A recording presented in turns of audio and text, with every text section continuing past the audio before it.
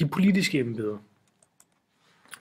Cursus honorum var navnet på den embedsrangstige, man skulle komme op af for at kunne få mere og mere magt i den romerske republik. Det var primært forbeholdt sønner af senatsadelen, og det var egentlig fordi, de var de eneste, der havde pengene nok til at kunne stille op til de her embeder. Det at kunne få lov til at stille op til et embede i cursus honorum var bestemt af dine penge. Hvis du ikke havde penge, så kunne du ikke stille op. Embedsperioden var 1 år, og det gjorde man egentlig for at undgå diktatur og magtkoncentration, altså simpelthen for at sørge for, at du ikke kunne blive genvalgt igen og igen og igen til et bestemt embede, her især konsul, som var det øverste embede, og ligesom sørge for, at folk ikke bare kunne dominere og bestemme alt for meget. Der var altid minimum 2 embedsmænd af den samme rang, som havde gensidig veto. Veto, det betyder, at man forbyder, altså man nægter noget. Man kan nedstemme et forslag eller en beslutning. Det her, det kaldes kollegialitet. Og det var egentlig en måde, romerne prøvede at minimere magtmisbrug på. Fordi hvis den ene embedsmand havde besluttet sig for at gøre et eller andet, så kunne en anden embedsmand nedstemme ham. Embedsmændene kunne også først retsforfølges efter deres embedsperiode udløbe, så man kunne egentlig opføre sig lige så kriminelt, som man har lyst til, mens man sad i sit embede, men efterfølgende skulle man så være klar på at blive retsforfulgt for sine forbrydelser. Ifølge den græske historiker Polyb, så var det ideelt set, at man havde 10 års militærtjeneste, før man stillede op som til det første embede, som var kvæsteren. Kvæster var det første embede. Man skulle være ideelt set minimum 30 år, før man kunne komme i betragtning, eller før man kunne stille op som kvæster. Der var oprindeligt 8 af dem, men de blev senere udvidet til 20, som det romerske område voksede.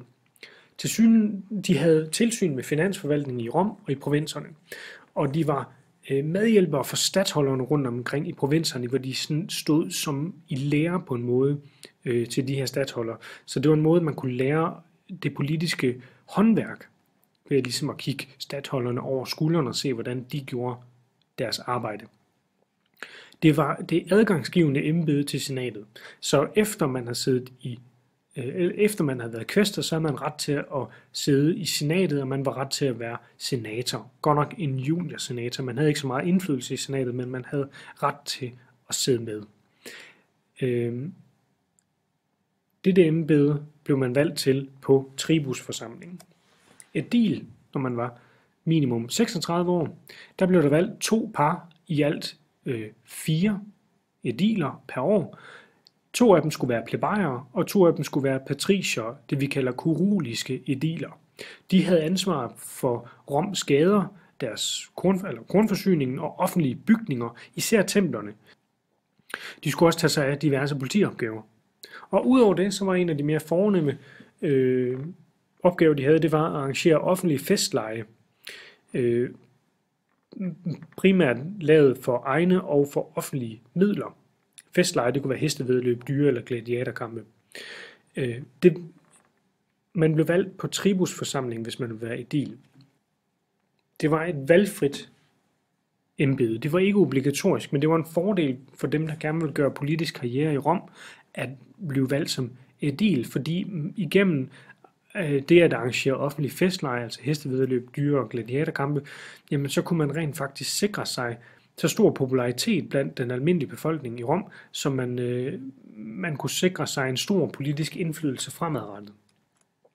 Prætor kunne man tidligst blive som 39-årig. Der var oprindeligt 2, men de blev udvidet til 8 efter 80-40 år tidsregning.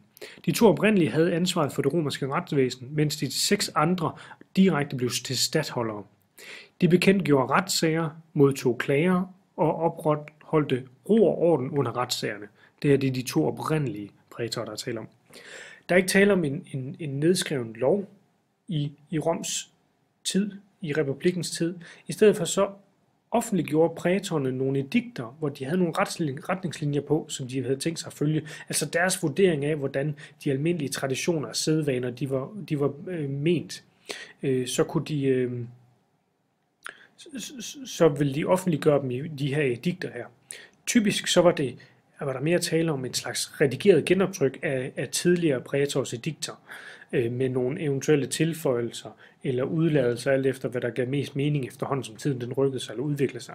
Så man ser starten på et decideret lovsystem ved de her edikter, som prætorerne havde udgivet. Prætorerne var de første embedsmænd, der havde imperium, altså de kunne lede militære styrker, hære. Efter endt periode som prætor, så blev man proprætor og blev sendt ud som statsholder for en provins. Og grunden til, at man egentlig gjorde det, det var for at sikre sig, at når man har siddet som en meget magtfuld, det her det er kun gældende for de to oprindelige prætorer, men når man så har siddet som en meget magtfuld dommer i Rom, så ligesom for at sikre sig, at man kom lidt væk fra magtens centrum, så blev man sendt ud i en slags cool-off-periode i en provins for et år, fordi så kom man lidt på afstand af alle sine allierede, alle sine klienter, man havde opsamlet i Rom.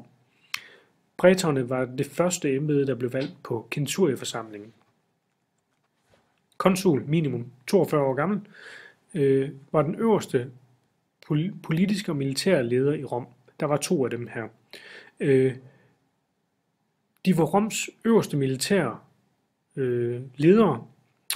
De ledede både senatet og folkeforsamlingerne. Hvis der var debatter til senatet, så var det konsulen, der ledede det, og kunne indkalde senatet. Senatet kunne ikke indkaldes, uden en konsul havde bedt om det. Det var meget få andre, der kunne gøre det, så det var en meget stor magt i sig selv. Og de var også nogle af de eneste, der kunne indkalde og lede folkeforsamlingerne, debatterne der. De kunne tage initiativ til de her debatter, de kunne tage initiativ til lovforslag. Altså, de kunne simpelthen stille lovforslag til både folkeforsamlingerne og senatet. Så de havde en kæmpe stor magt. De var nogle af de eneste, der kunne gøre det. Og ligesom prætorerne havde de også imperium, og modsat prætorerne, som kun havde 6 lektorer, så viste man, at konsulerne havde det øverste imperium, den øverste magt, den øverste befaling, ved at de havde 12 lektorer. Deres veto kunne nedstemme alle andre embedsmænds beslutninger overhovedet, hvorimod ingen kunne nedstemme en konsuls beslutninger. Kun folketribunen, som vi kommer til lige om et øjeblik. Konsulen blev valgt på centurieforsamlingen. Censoren, der skulle man være 44 år gammel.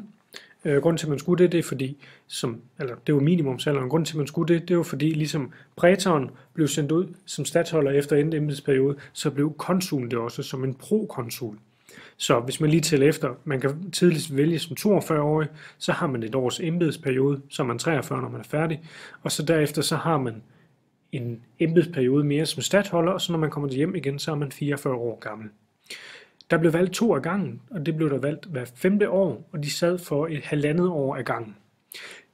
Det, der var deres primære funktion, det var, at de skulle lave en folketælling, simpelthen se, hvor mange romerske borgere der var, og så skulle de tælle folks formue op, og så se, om nogen de rykkede op eller ned af de forskellige formueklasser, altså om der var nogen, der kunne komme ind i ridderstanden og ind i senatsklassen, eller om nogen de skulle gå længere ned, altså simpelthen der var nogle senatorer eller nogle riddere, der var blevet for fattige til at kunne sidde i de 2 klasser, så blev de rykket nedad. Så de havde også en ret stor magt. Ydermere så stod de for at bortforpagte, altså simpelthen at udlicitere de forskellige offentlige opgaver, altså sørge for, at pengene de kom ind, og pengene de blev brugt igen i det romerske samfund. Det vigtigste af de her opgaver, de havde, det var det, der kaldes skatteopkrævning. Og det, man egentlig gjorde i Rom, det var ikke sådan, at man ligesom satte en skatteprocent, og så skulle alle i provinserne betale den her procent her. Det, man gjorde i stedet for, det var, at man sagde, er der nogen, der har lyst til at betale x antal penge for at kræve skat ind i en provins de næste år? Og så kunne man byde ind på det på en offentlig auktion, og den, der ligesom vandt auktionen, skulle betale den sum til den romerske statskasse, og så var det egentlig deres egen opgave at skrave lige så mange penge sammen, som de havde betalt for at kræve skatterne ind. Så det var private personer, der var skatteopkræver rundt omkring i provinserne. Og den eneste måde, de tjente penge på, det var ved at kræve flere skatter ind, end den romerske republik havde solgt deres udbud til. Censoren var valgt på centurieforsamlingen. Diktator var et ekstraordinært embede. Man skulle være minimum 42 år. Det gjorde, det var, at man samlede begge konsulers magt i et embede. Kun i tilfælde af meget farlige tider udnævnte man en diktator, og kun for et halvt år gang. Han udnævnte det, man kalder magister equitum, en hestenes mester, altså en rytteranfører, som sin næstkommanderende. Og han havde total magt, han kunne gøre, hvad han havde lyst til, og ingen kunne standse ham. Hans embede gik af et halvt år ad gangen, og ligesom de andre embeder, så kunne han retsforfølges efter de 6 måneder var gået. Men i de 6 måneder, han sad som diktator, så kunne man ikke røre ham det mindste. Han havde total magt, og ingen kunne nedlægge veto over for det, han gjorde, eller det, han besluttede. Han gennemførte alle de lov, han havde lyst til. Det gik på mode i Rom efter 2. puniske krig, men blev genindført under borgerkrigene af Sulla og Caesar i senrepublikken. Uden for Cursus Honorum, der finder vi folketribunerne. Dem var der 10 af i alt. De skulle beskytte de oprindelige plebejere imod patricierne. Og det de kunne til ligesom at gøre det her med, det var, at de kunne nedlægge veto mod love og senatets beslutninger. Så hvis der var nogen love, der på en eller anden måde krænkede plebejerne, jamen så kunne de nedlægge veto imod de her love her, det samme med senatets beslutninger, hvis der var nogen, der på en eller anden måde ødelagde magtforholdet mellem plebejerne og patricierne. De var sakrosankte, altså ukrænkelige. Man måtte ikke overfalde dem, man måtte ikke gøre dem noget. De havde ikke liktor, ligesom prætor og konsuler, men man måtte ikke gøre dem noget. Og de kunne gøre indsigelser eller annullere alle de øvrige embedsmænd på Cursus Honorum, deres beslutninger, deres handlinger. Folketribunerne blev udelukkende valgt af plebejerne ved tribusforsamlingen. Det var en meget magtfuld og meget eksklusiv position, men den kunne til gengæld, og så kunne folketribunen selvfølgelig også indlede